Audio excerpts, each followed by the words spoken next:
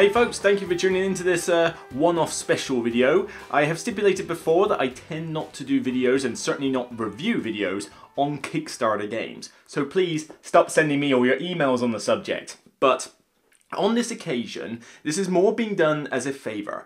The designer of this particular Kickstarter game goes to one of my game clubs. He's also turned up to a lot of DICE Portsmouth events, and so I've got to know him. He's a good bloke, and you know, I've played his game, and you know, they asked us a favour. Well, we have got the Kickstarter coming.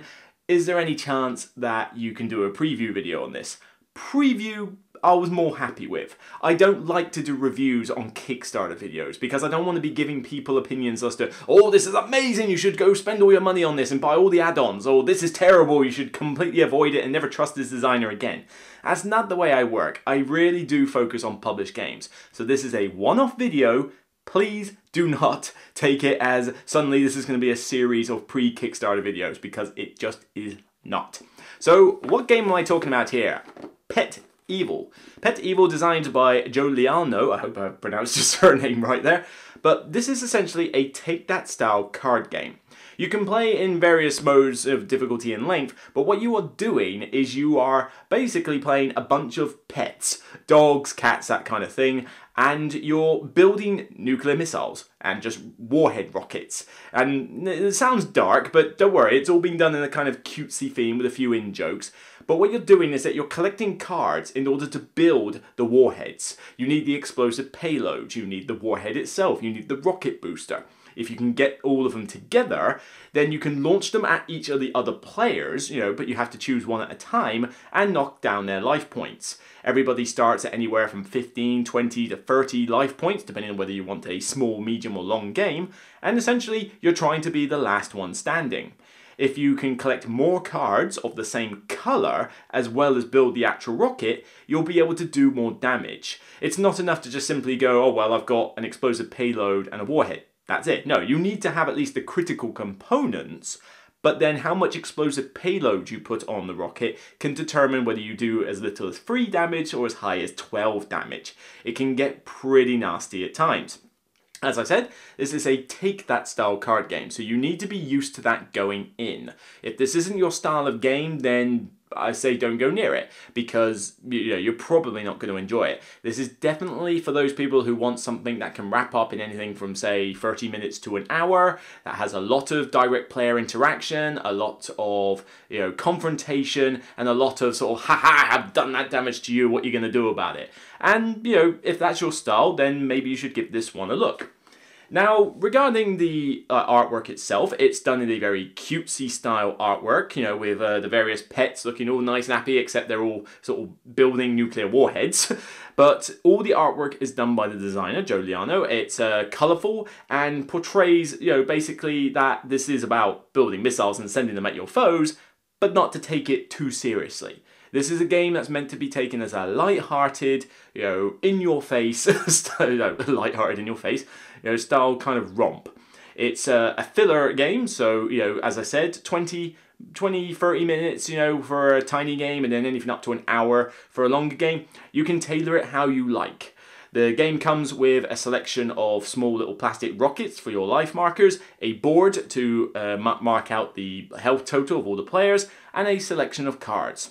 The rules are generally pretty simple.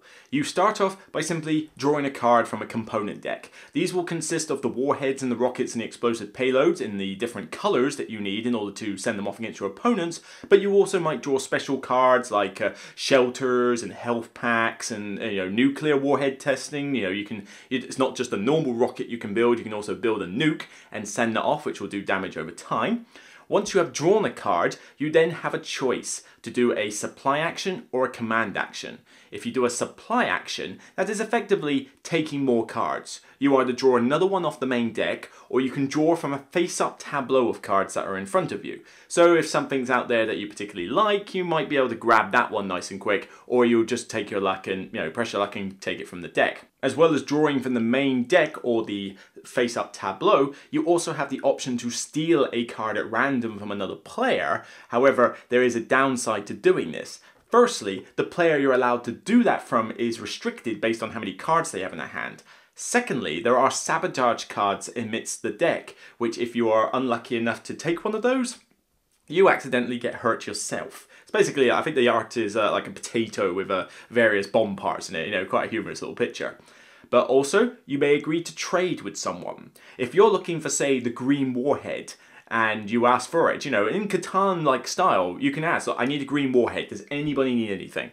Oh, what, you need a blue rocket. Hang on, yes, I have got a blue rocket. Right, and you agree to trade. Of course, see what I said before about the whole potato sabotage thing, because your trade is binding in the sense that you have to trade a card, but do you trust your opponent to give you the card they said?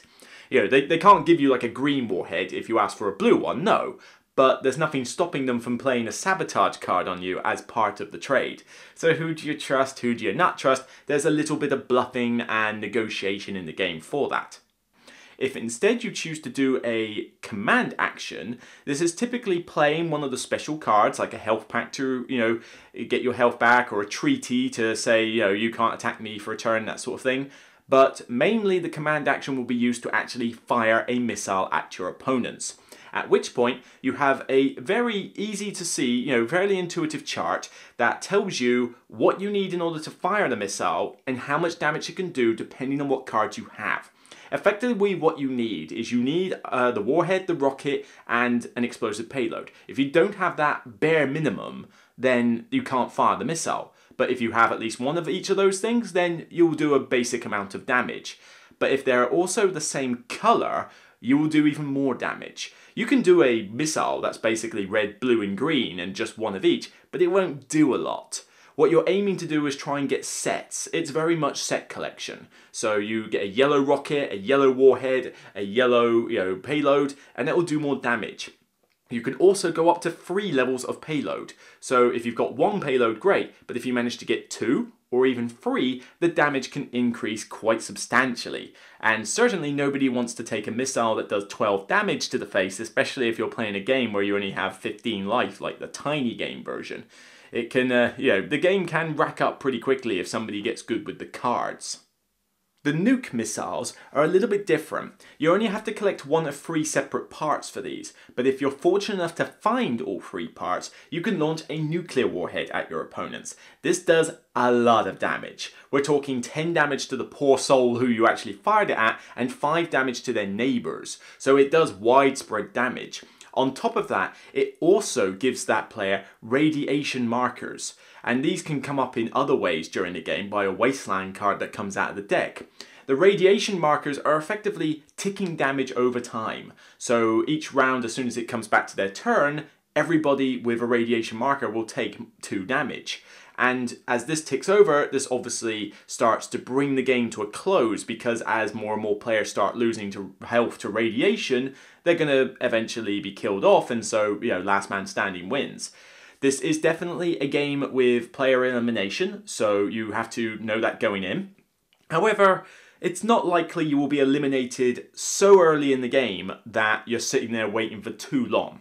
You know, if 5 people are ganging up on the 6th player and just wiping them out, then okay, maybe that's going to hurt you a bit, but that doesn't tend to happen in most games. What will tend to happen is that whoever's on the highest health tends to be the one that's getting targeted. Unless you did a mean trade earlier with a potato, and then maybe you'll be the one that gets hit first, you know, just out of spite. So the health tends to come down at a relatively balanced level, so yes, there is elimination, but at most you might be sitting there for a few minutes or so before the game ends, rather than having to sit there for like half an hour, 3/4 of an hour waiting for the game to end because you got unlucky. PetEvil can play from 2 to 6 players, and there are rules that govern all those player counts. Essentially, if you play with more players, you're asking for a bit more of a wild, chaotic feel than, say, a 2 or 3 player game, where it might be a little bit more strategic, maybe a little bit more tactical. The game will play anywhere from 30 to 60 minutes, depending on how long you want the game to last. A tiny game has you start on 15 health, a mean game on 20, and an epic game on anywhere up to 30 health. The board goes all the way up to 30 health, so it's not like you have to sticker things on or do anything like that. The board will cater for all 3 difficulties. So if you want to just use this as a really, really quick filler, you can do so. 15 health, you'll be done and dusted in about 20 minutes. If you're looking for something a little bit more involved and you just want that epic feel of a, massive take that game with 6 of you and you don't care when it ends, then you can go for the epic game and just go nuts, really. So that's really all I can say about PetEvil. It is, quite simply, a confrontational take that card game.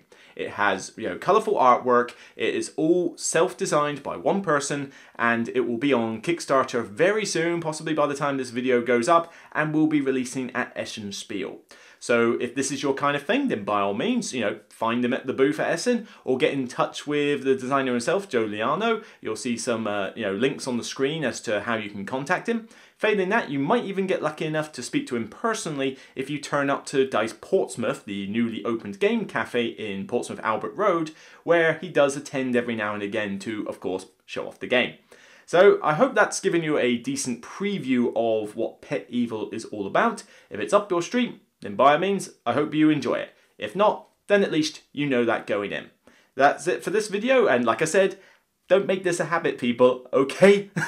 Just doing this as a favour. So, take care, and I'll see you on the next episode of The Broken Meeple. And remember, even if you're sending nukes at your friends or having missiles heading towards your house right now, it's still only a game. Take care, and I'll see you soon.